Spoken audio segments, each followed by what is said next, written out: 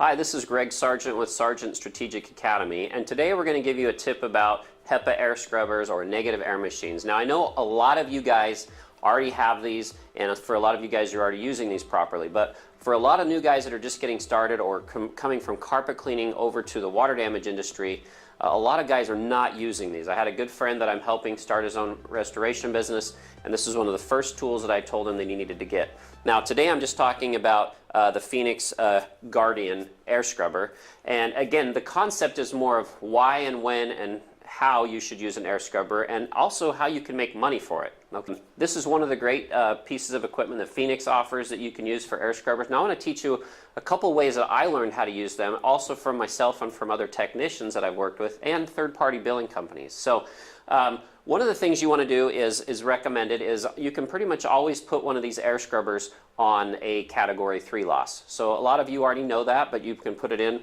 on day one, you can leave it through the course of the job, and then you can build out through to the insurance companies. All right, so Category 3 losses is one way that you can bill for it. Now my billing was in the state of Colorado most recently, and so it billed about $70 a day for this piece of equipment. So generally you can get an air scrubber between $700 and $1,200 depending on which one you decide you want it.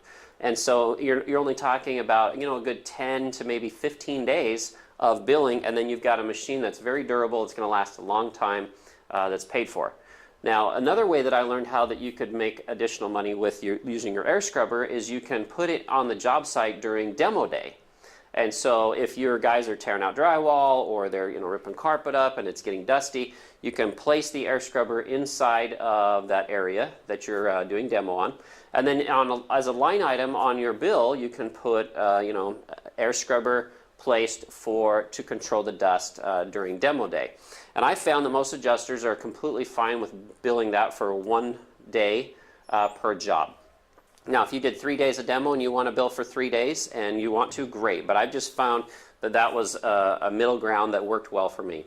Another area that that's worked well with this is if you have anyone in the home or the residence that has, say, respiratory problems or is sick or has other needs, things like that, health-wise, this is definitely a good machine that you can put in there. So today, for this small little quick tip, I just wanted to teach you guys a little bit about air scrubbers, how you can put them on Category 3s, make sure you're billing for them, but also make sure you're including pictures with any type of equipment that you use so you can help the adjusters see why it is, and then put a little explanation of why you used it.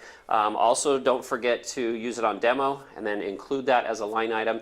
And then also if you have someone who's affected by health or safety concerns like that as far as breathing, it's another great tool. So again, this is a great tool from Phoenix that you can use to clean the air. You can also bill for it. And a lot of people also, you can bill for the replacement of the HEPA filter inside.